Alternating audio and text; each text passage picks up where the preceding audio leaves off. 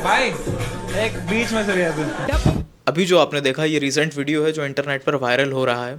On the other hand एक और video है जो इंटरनेट पर वायरल हो रहा है, एक बार आप उसे भी चेक करो। मुझे खुद को ही खत्म कर लेना बेस्ट है मेरे लिए, क्योंकि जो मैं पैसे कमा रहा हूँ उसी से मैं अपने दुश्मन को बलवान बना रहा हूँ। वही पैसे मुझे ही बर्बाद करने के लिए यूज है, और ये साइकिल बढ़ता ही रहेगा। ये वीडियो है अतुल सुभाष की, जो एक आईटी प्रोफेशनल थे।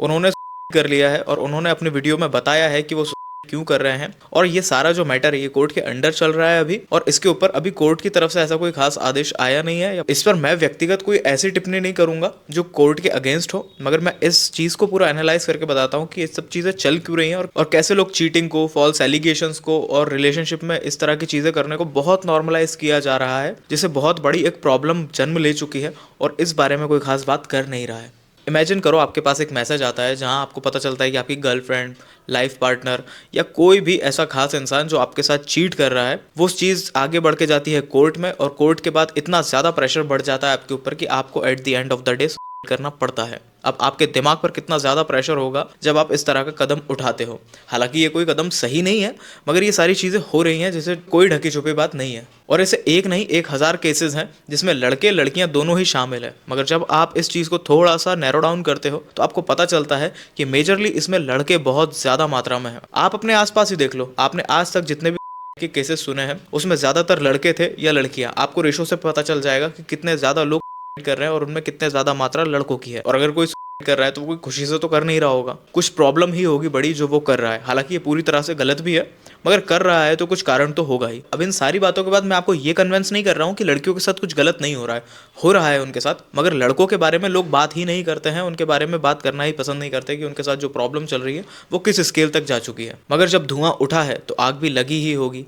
तो उसी चीज़ पर कुछ क्वेश्चंस भी उठते हैं। क्या लड़कियां चीट नहीं करती या वो फॉल्स एलिगेशंस नहीं लगाती? दूसरा, क्या लड़कों के साथ में ये जो सारी चीज़ें हो रही हैं, लॉ को अगेंस्ट में यूज़ किया जा रहा है, वो सब कुछ सही है? और ये जब लड़कियों के साथ में होता है तो ये गलत कैसे हो जाता है? तीसरा, जब हम इक्वालिटी की बात करते हैं तो लड़कों के साथ हकूक कहाँ चले जाते हैं? जब बात फेमिनिज्म की आती है तब लड़के सपोर्ट करते हैं खुल के, मगर जब यही चीज़ लड़कों के बारे में होती है तो सब लोग कहाँ छुप जाते हैं? आखिरकार जब एक आईटी प्रोफेशनल मर जाता है, अपने मन की भड़ास निकाल के जाता है और वीडियो पोस्ट करता है, तब जाके लोगों को उसके बारे में पता चलता है, तब लोग थोड़ा सा एक्टिव होते हैं। उससे पहले लोग कहाँ चले जाते हैं जब ये सारी चीज़ें हो रही होती हैं? एक आईटी प्रोफेशनल जो काफ़ी वेल सेटल्ड लाइफ जी रहा था, सडनली उसकी लाइफ में कुछ प्रॉब्लम क्रिएट होती है और बात कोर्ट तक पहुंच जाती है। उसके बाद उसकी लाइफ पूरी डिस्ट्रक्टिव हो जाती है। और ये कोई ढकी छुपी बात नहीं है, कोर्ट अच्छे अच्छों का पसीना निकाल देती है।